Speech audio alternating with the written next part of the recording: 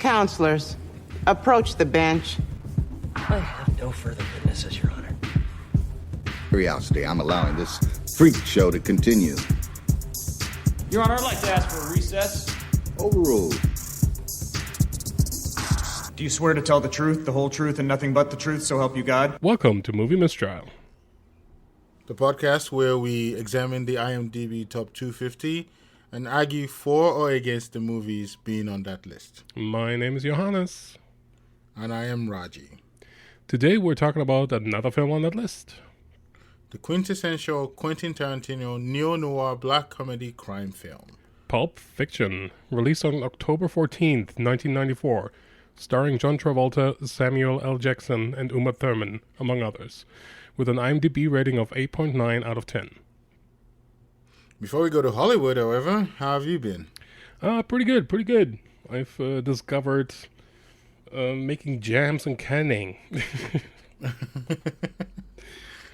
Yet another quarantine skill, I guess. Oh, man, that's cool. Yes, I should get you some.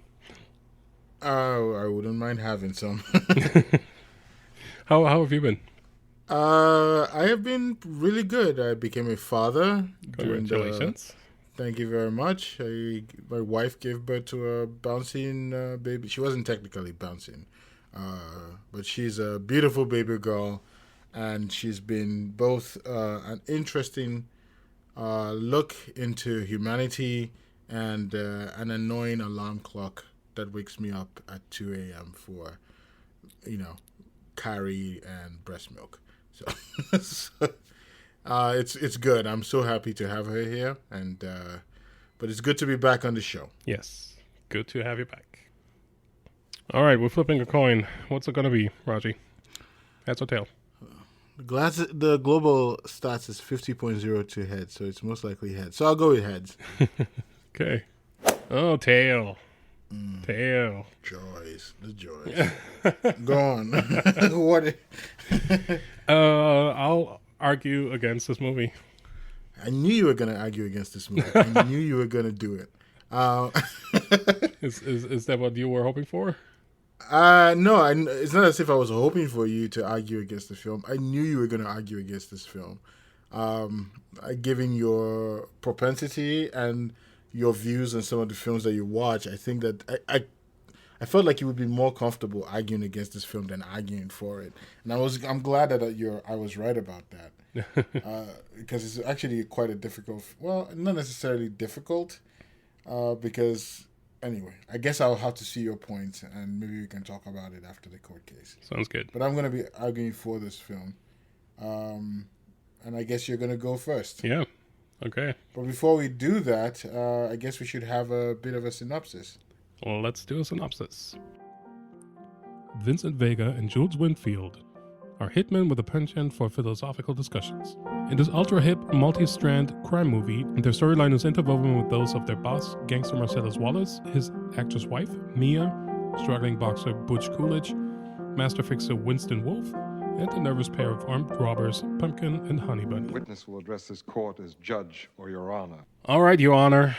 Pulp Fiction. Pulp Fiction is a seemingly 3-hour-long movie filled with lots of dialogue that's not going anywhere, filled with B plots and C plots that are not quintessential to the story at all.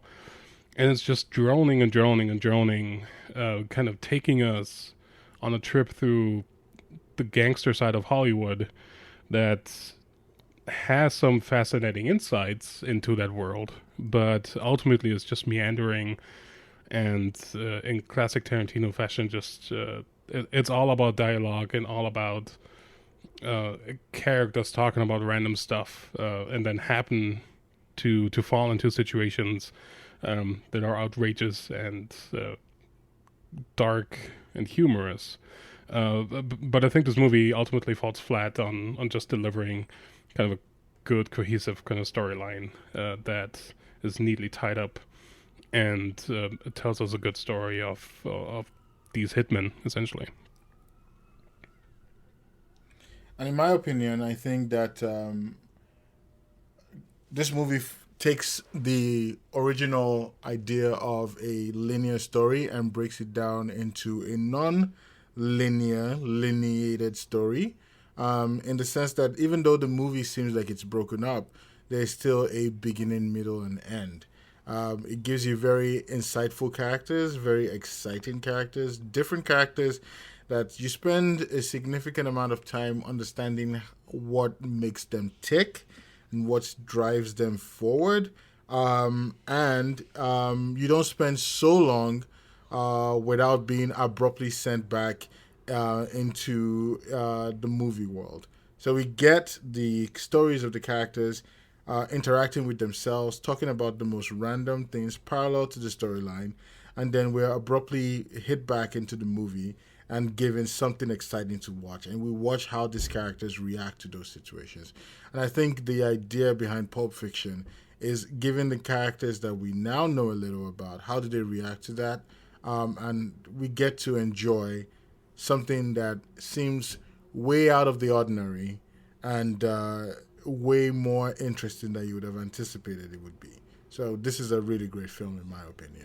I think, like, case in point for myself, I think this movie opens up with a couple that we don't see until like 2 hours and 15 like into the movie. Like, you know, we open up with them and then we end with them, and like I guess my argument is, like, there's so many characters that have interesting conversations. You could argue for that, but these characters are not really developed. They just happen upon them. And then interesting characters like the couple in the beginning, they're not visited at all until the very end, because they're just a prop for our main heroes to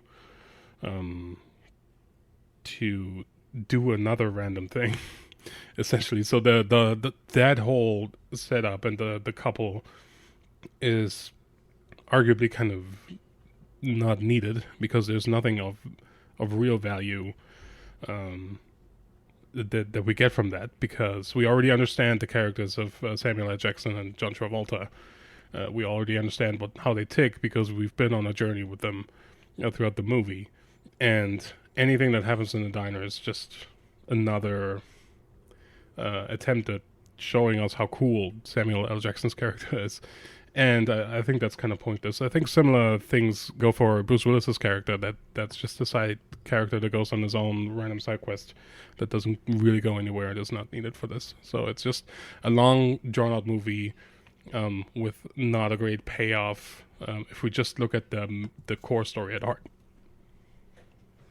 I'm going to counter your point and point out that one of the interesting things about the film, because you mentioned that the two characters at the very beginning of the film, played by Tim Roth and is it Amanda Plummer? They were in the diner at the very beginning, talking about plots about where it would be easiest to rob. And they talked about, the diner being the easiest place. Why aren't people robbing the diner?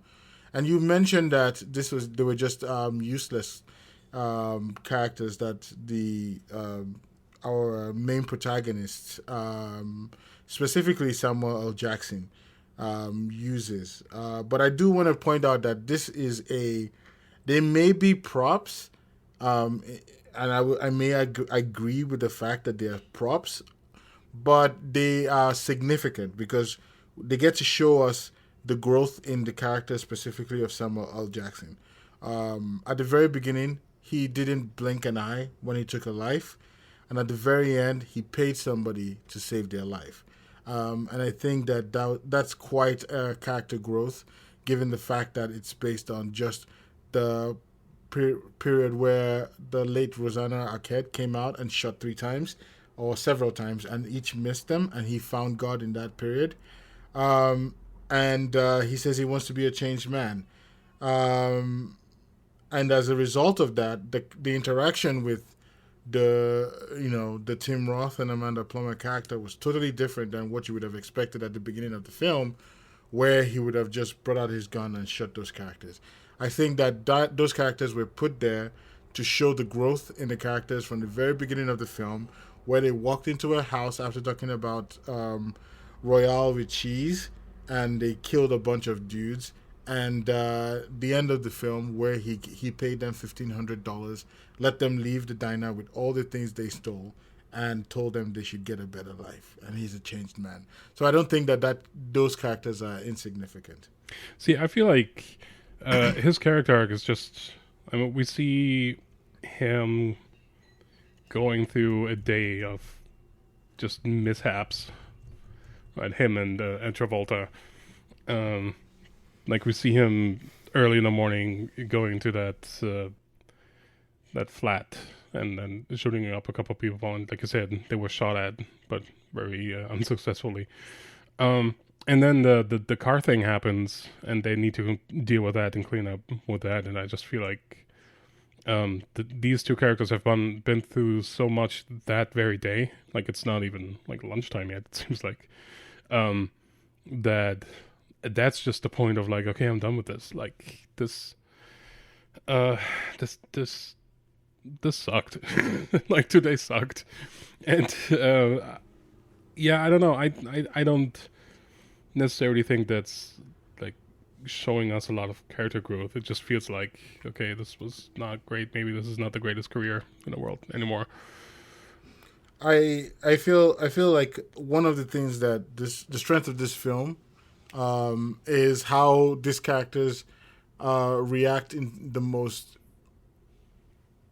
I would say like the situations they put themselves in are so crazy. They are quite imaginative, or should I say? They're far from believable. So these characters are not put in real real situations, and like you said, these characters have been through a lot through the whole day. And they've been through a lot. But the thing about it is, the question, the strength of the film is the dialogues they have. They have conversations about very weird things. These people are going out to kill people who've double-crossed Marcellus, and they're talking about foot massages, McDonald's, and in foreign countries. They get to the door. They looked at the time, and it's like it's not yet 7:30. Let's just stop in the corner and have more of a conversation about the most mundane things. And they walk into the room, and everything escalates from that point. And several people are shot. And even on the way home, they shot the dude in the car. And then, the fact that Rosanna Arquette comes out, shoots at them, and they miss, everything escalates just like that. And all of a sudden, he doesn't want to be a killer anymore. So you have a situation where you are introduced to one character at the very beginning who fits a certain role. And at the end of the film, we get to see them fit a totally different role. And I think that there are elements of metaphysical things at play, because they talk about a lot of God in the story, a lot of metaphysical coincidences. For example, Vin Graham's running into the character Butch, which was played by Bruce Willis, in the car. The fact that when Butch comes into his house, the guy is in the bathroom with the gun on the table. I think I'll talk a little bit about John Travolta's character and the use of weapons, which is something that he was very, very bad at throughout the film. And the fact that every single time he goes into the restroom, something bad is going to happen. But, even at the end of the film, he was going into the restroom, and when he comes out, these guys were holding up the restaurant. And the interesting thing is, the only character that we see a character arc with is Samuel L. Jackson throughout the film. And he started off being cold-blooded killer, and he ends up being the person who found God through the most remarkable event, surrounded by the most unremarkable conversations. And I think that is the power of Pulp Fiction. They take unremarkable, mundane conversations, and they make it so interesting that you invest in the character, you're willing to see where the story goes, and then just when you're getting comfortable, you're excited with something totally out of left field. And you're like, how did these characters that we've been following for this period react to the situation. And I think that's where the interest of Pulp Fiction is. I think I hear you on that a little bit, but it's like I said, at the end of the day, I think it's just meandering and droning too much on getting to the point. I think like I said, the main culprit of that is the Butch plot that is not really connected to a lot. I mean, it's connected to Marcellus, but and technically to Vince as well. But it's you could have taken the Butch plot out easily, and nothing of the outcome of the main storyline would have changed really. And I think that just shows us kind of imperfections of a movie that is such a cult classic, right? I understand there's a lot of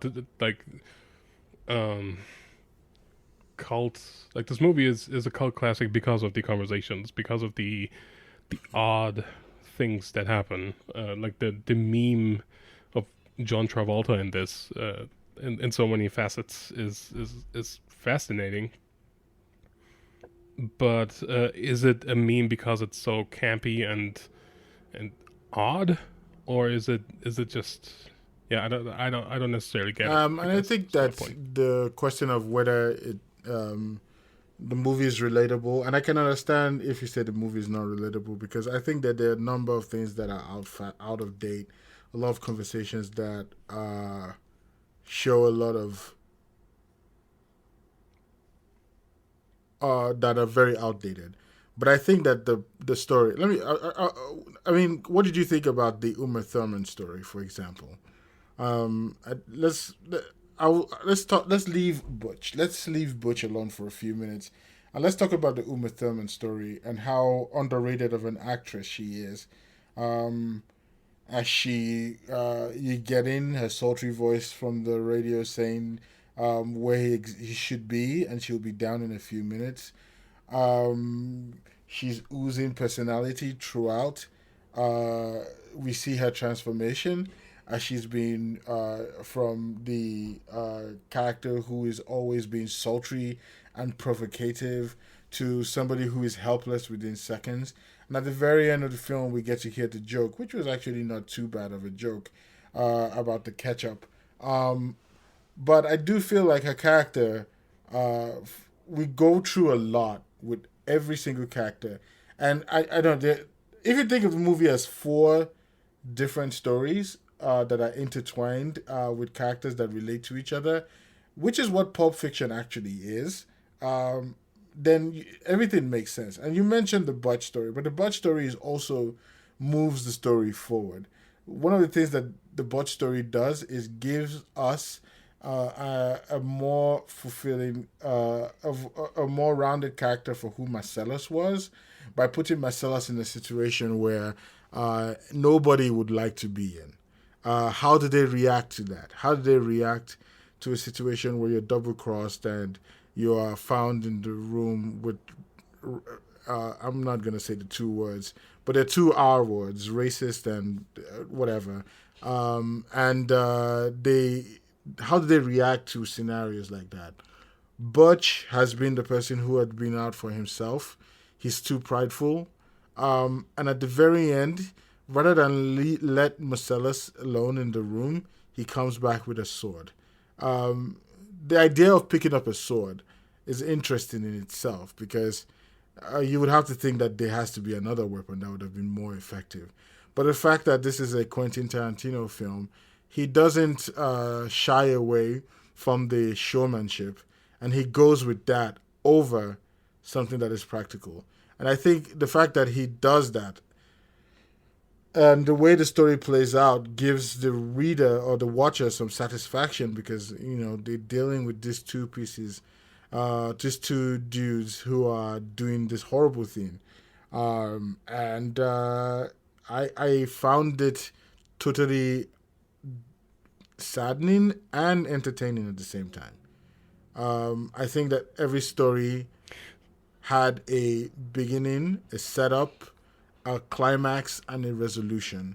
And I think that is the strength of the 4 stories in the film, and I'm counting the people in the diner had all of those characteristics, and they all combined into one story. There's a lot to unpack there. So Uma Thurman, I think her storyline is essentially temptation, right? If we go in kind of biblical terms, she's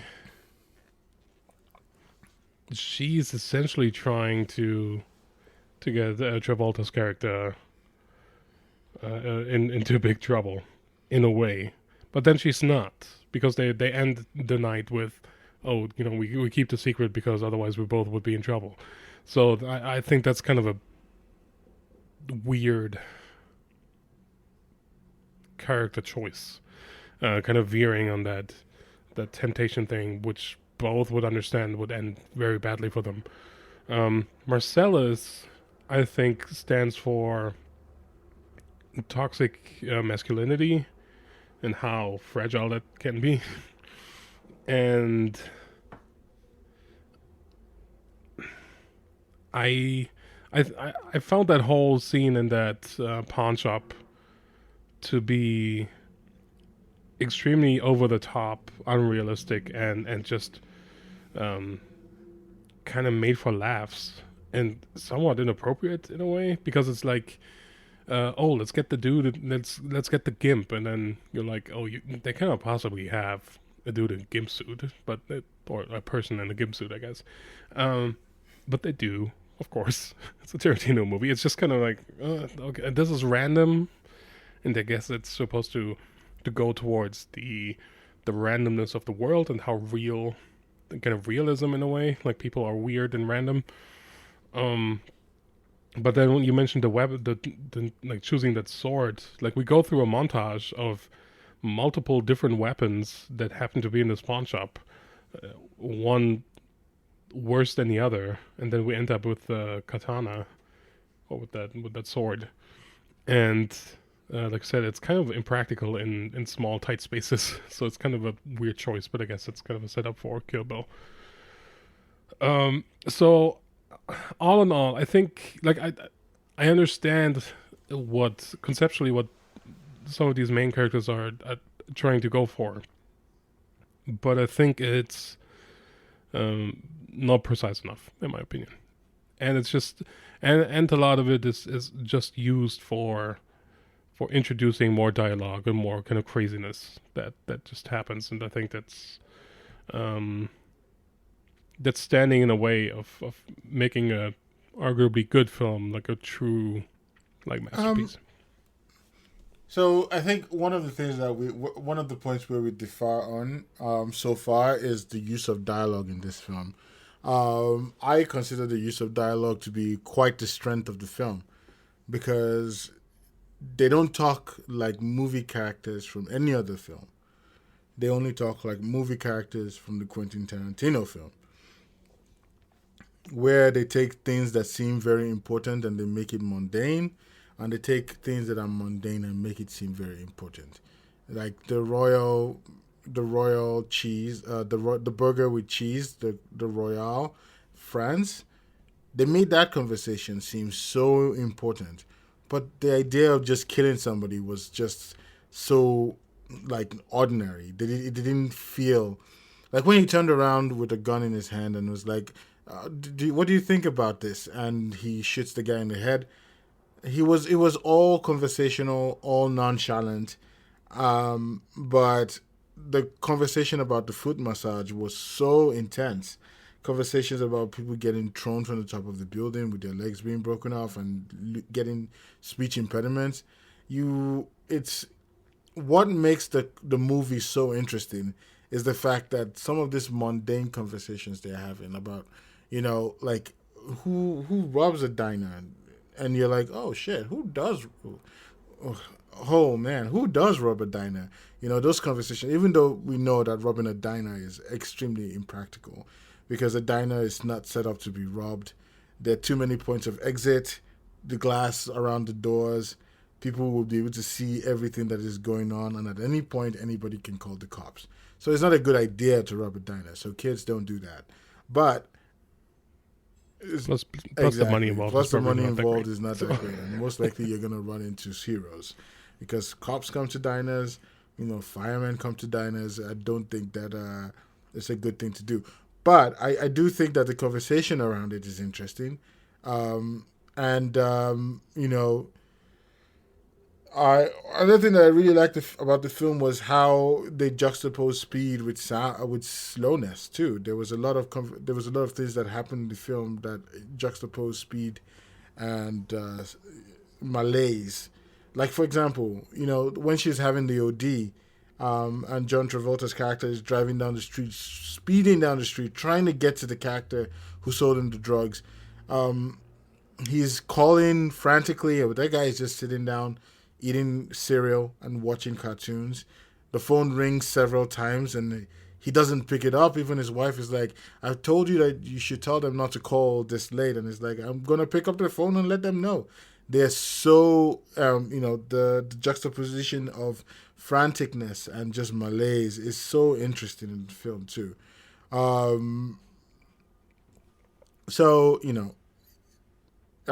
do think there are a couple of things that are wrong with the film, but I think that I enjoyed the conversations a lot. I guess it also depends on the characters you're talking about. But yeah, that's my take on the conversation.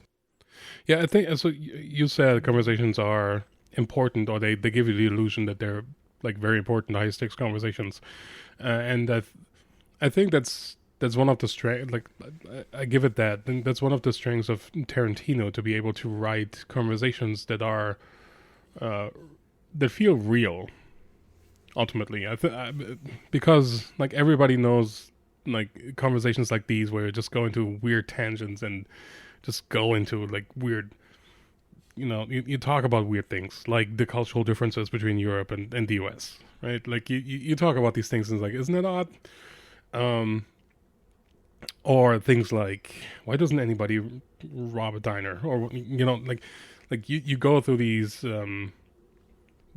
scenarios and kind of talk them out with people, and I think that can be successful to portray that, and Tarantino is arguably one of the best in doing that. However, I think the danger is that these discussions ultimately are not really tied to anything. The cultural differences between Europe and the US are just a throwaway. They serve as a throwaway for just filling time and kind of telling us a little more about these characters, I guess. But it's just conversation. It's not really meaningful. It's funny. It's odd. But it's not meaningful. And I think the big risk with having more and more of these conversations that are ultimately not really doing anything with the story is that you kind of get lost and kind of can get disinterested with the bigger picture, because it's like, oh, here we go again. Then they're going to talk 5 to 10 minutes about random stuff. And I think that's a huge risk. And this movie kind of falls into that trap, in my opinion. So let's play a simple game of the characters driving into the house where they're gonna kill those three characters, and imagine the conversation they had going there was something along the lines of, "Hey, Mistrial told us to go kill these 3 guys. Yeah, we're gonna do it. Why are we killing them again? Because they have a box. We'll do it. So I'm not saying that I'm asking for exposition, right? Like I said, I feel like it's one of the strengths to have dialogue that is not exposition. I realized that I faulted Lord of the Rings for being very exposition heavy, and that is one of the things this movie doesn't do, and I think that's great. I give it that. Right, like I think it's successful in that you understand the power dynamics between Marcellus and his henchmen, and all that, just by the stories that are told. However, I think it's really on that thin line, and it's falling over from time to time, where the endless dialogue is just too much, and then that gets me disinterested in what's going on, and kind of takes me out. I will give you some props and say that the dialogue between Bruce Willis and his French girlfriend was impractical. I Yeah. didn't enjoy it. I think that character, if you remove the whole sequence of the girl from the film, let's just say you removed the French girlfriend from the film. Let's say he knocked the fighter out and he died, and he gets to his hotel, checks his bag and couldn't find the watch, and goes, "I have to go back for my watch," without all the questions about oral pleasure and all of those weird conversations they had. The movie would have still been good. I think that if you look at it from that perspective, I will agree with you that we can remove that particular aspect. That was the weakest part of the film, in my opinion. Easily. But I do think that there is value in some of the conversations they were having about, they were basically talking about everything except exposition. So when things happened on screen, they acted like a big surprise to us. And I think that I enjoyed the surprise of, things just escalating out of nowhere, based on the conversations they were having, because they were talking about, is God real? And one of them was saying it was a coincidence. He turns back, and he shoots him in the head. I did mention that I wanted to talk about John Travolta's character and his lack of gun control. For a gangster who has been killing people for a long time, he is very careless with his weapons and his drugs. And he's living everything in weird places. So it's quite interesting to see how all of those things played out. But I will say that I enjoyed a lot of the characters. I did not enjoy Maria de Medeiros, who plays Fabienne, who's Butch's girlfriend in the movie. But I did enjoy quite a lot of the things. All right. I think that's all I have. All right, cool. Let's talk about the movie in general. Sounds good. Your Honor, I'd like to ask for a recess. So I wanted to mention that I enjoyed the film. I'm quite a big fan of the film, but I think that there's a lot of Quentin Tarantino grotesqueness in the film too. That for example, the conversation where Quentin Tarantino was the weakest, probably one of the worst acting I've ever seen in my life. Wow, it's not, I wouldn't go there, but by a director, let me just say, by the director of a film, acting in that role, it was very hard to watch him act like he's some tough guy, throwing the N-word left and right. 2 N-words would have been like, okay, this guy showed up in your house with a dead body. I get 2 N-words. But 4? That's too much. That's grotesque. Two is too much, to be honest with you. You shouldn't be using it at all. This movie came out in 1994. But private conversations are private conversations, and people have private conversations every time. I can't judge people on private conversations. But when you go that far, you're like, all right, this is a little too much. Marvin, who got shot in the head, sitting in the back, grotesque. I don't know why. I mean, I guess it serves the purpose to introduce Wolf, but a lot of those coincidences in the film, they seem to happen because they want to introduce another cool character. Yeah. So, somebody gets shot in the head, we get to meet the character that Quentin Tarantino plays. Yay! We get to meet the character Quentin Tarantino plays. You have a car in the house. Who's gonna clean it up? We get to meet the Harvey Keitel character, the Wolf. Great character, by the way. But, it just seems like these guys have been killing for so long. Shouldn't they have a routine at this particular point about how things play out? But, it's interesting. Yeah, I mean, you bring up you bring up a good point that a lot of the story points and beats are purely there to enable interesting characters to have more outrageous dialogue. And I think Harvey Keitel's character is one big example of that.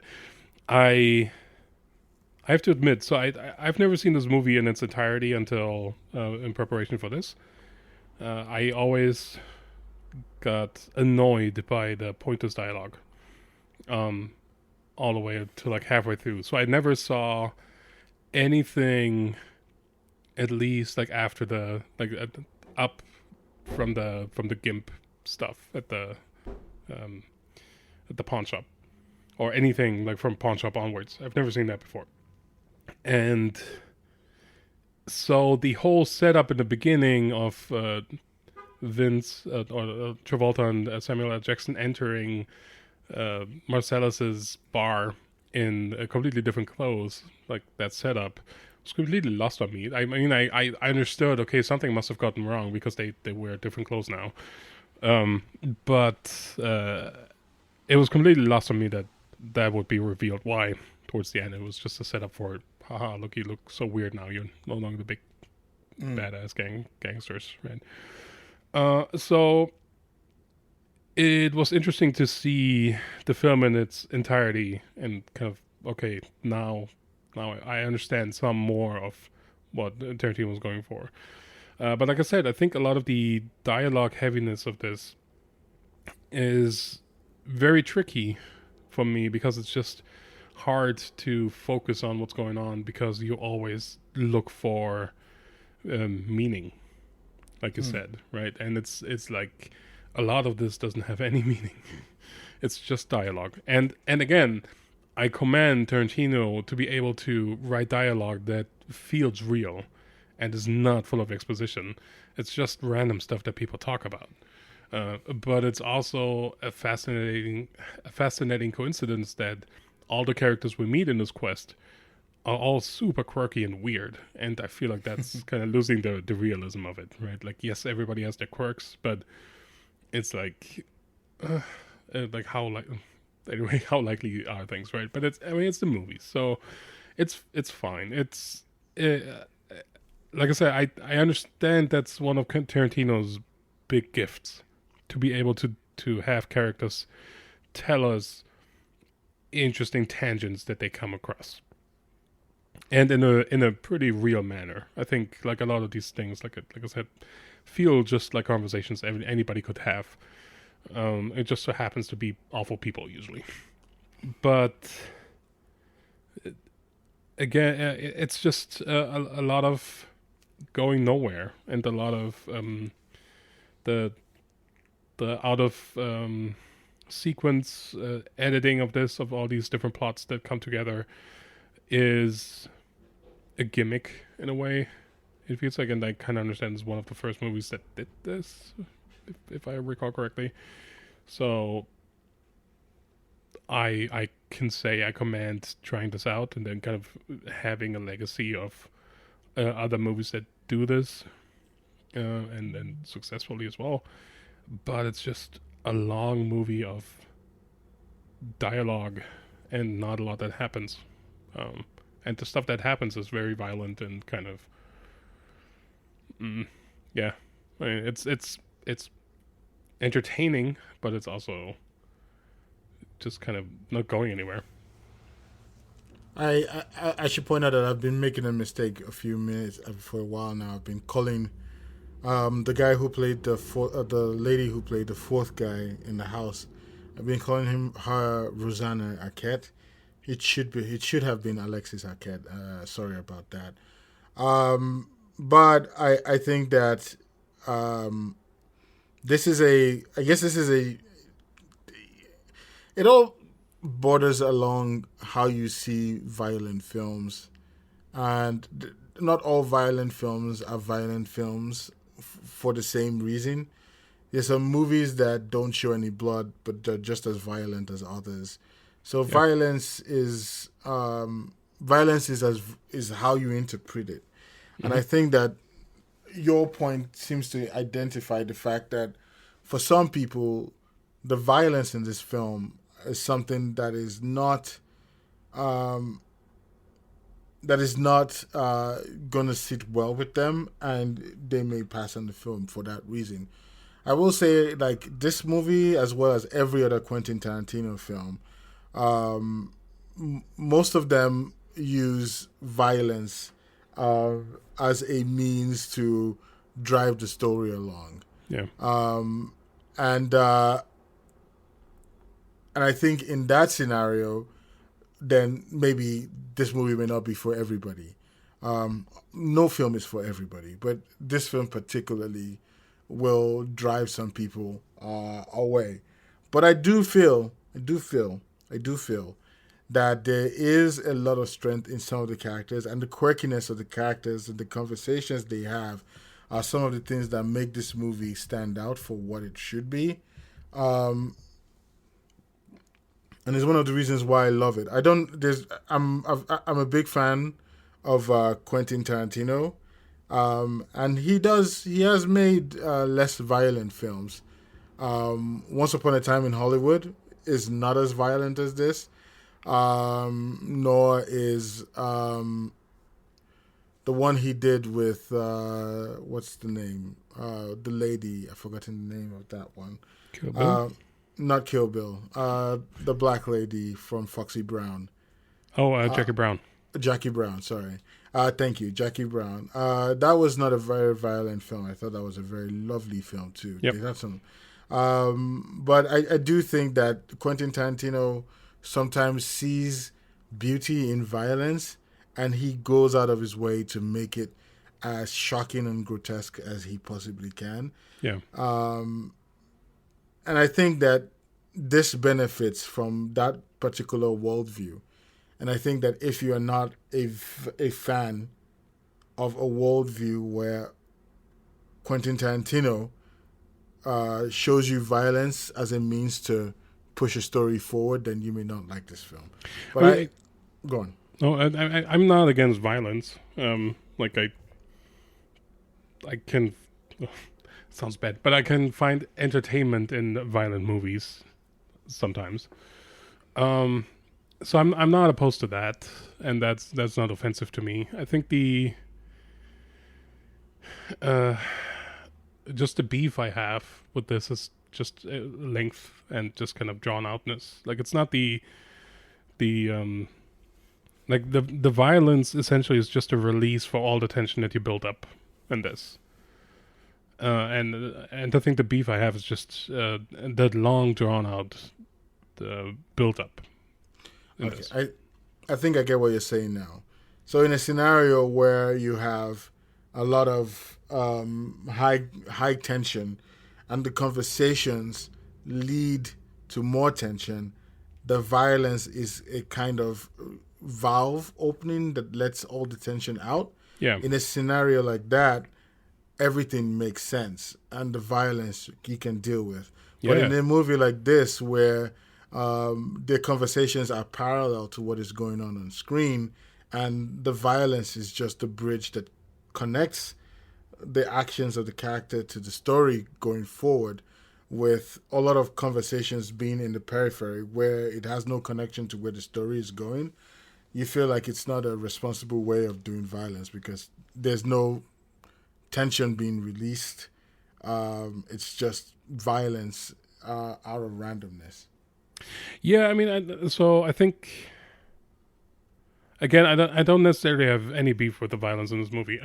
I do think it's just oftentimes a means to get to the next story beat, right? But yes, it's kind of the trigger point and the valve to get into the next misfortune of our characters, right? And again, to set up more dialogue. Like my main beef is with the just drawn out conversations, but again, I understand that's Tarantino, so it's like that's just what he does, right? He builds characters that are that live, like especially in his earlier movies, he builds characters that live in this kind of gritty but kind of glamorous gangsta environment in LA, and they just encounter they just have days where things go wrong, right? And there's some interesting stories to be told in that, with that mindset, I think. And I think Tarantino does that a lot. But the way he tells it through overusing of dialogue that is not going anywhere is just a little too tedious sometimes. And I think this movie is like the best example of that. Like if you take this movie versus Reservoir Dogs, which is I think much shorter, it's you kind of have the same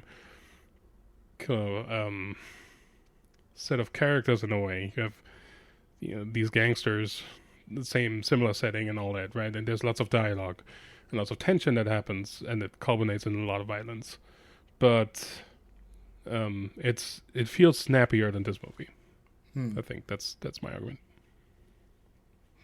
One last point that I'll probably make is one of the things I really didn't like was this: after Butch jumps down from the boxing room with the money bags, he goes into this taxi, and they're driving down the street, and he's talking to the taxi driver, who's a woman, and the background is black and white, and I just kept going, but why? But why did they do that? I mean, I know that the story of Butch was trying to connect his, or should I say the struggles of Butch was trying to connect the story of his grandfather who his grandfather and his father. His father hit the clock in his butt cheeks for 5 years and died of dysentery. The story is just... Christopher Walken had such a short role in the film, but he made a big impression. Basically... sorry. No, but that is one case in point for my argument, right? It's like, it's this super drawn out story that is grotesque and so needless, just to set up the conflict later in the apartment. That is true. And then it takes us 10 minutes to get through that. It's like, oh, can we please stop this? I mean, if you had come into the apartment and said, this clock belonged to your father and he went through a lot to get to you, we would have still had the same effect. But the details he went through telling the story, it was just... I was listening to the story, I was just laughing because it's like too much. Yeah. But that's the thing that I remember about the film. It's like, what does Christopher Walken do in the film? Oh, he came into the room and said, your dad hid this watch in his butt cheeks for 5 years and died of dysentery. It's just so weird. But yes. Yeah. The one thing I'm really surprised about, like understanding that this is such a cult classic at this point, is that they have not, to this day, recreated that restaurant and run it like a bubblegum shrimp all over the place. I am so surprised about that, because like I saw this movie and I was like, oh, that's kind of a cool restaurant with the cars and everything. Like that's such an LA thing. Like, why is this not a thing? I'm really surprised by that. That I can't answer, and I'm guessing. I don't know. Probably, I don't know why. I'm just going to leave it to them. Yeah. Here's an idea. It is, absolutely. But I did enjoy the film. And I can't wait to see what is the next film we're going to be doing. The Good and the Bad, The Good, the Bad, and the Ugly. Wow. That's a movie I've seen quite a few times. But I'm looking forward to, I mean, it's interesting to watch a film from the perspective of just entertainment versus watching a film for, trying to get like a review and try to figure out what is good and bad. Is that not a Sergio Leone film? That's a good question. I guess we'll find out. We'll find out. Yeah. Oh, it is Sergio Leone. But yes, we'll catch that out in the next episode. But I've enjoyed this discussion today. Yeah. And if you want to reach out to us, you can find us on Instagram, Twitter, and Facebook at Movie Mistrial. And you can always send us an email at contact@moviemistrial.com. All right. Do you want to round it out? Sure. Well, good discussion. Talk to you for the next one. All right. Have a good week. Have a good week, everyone. Bye. Bye.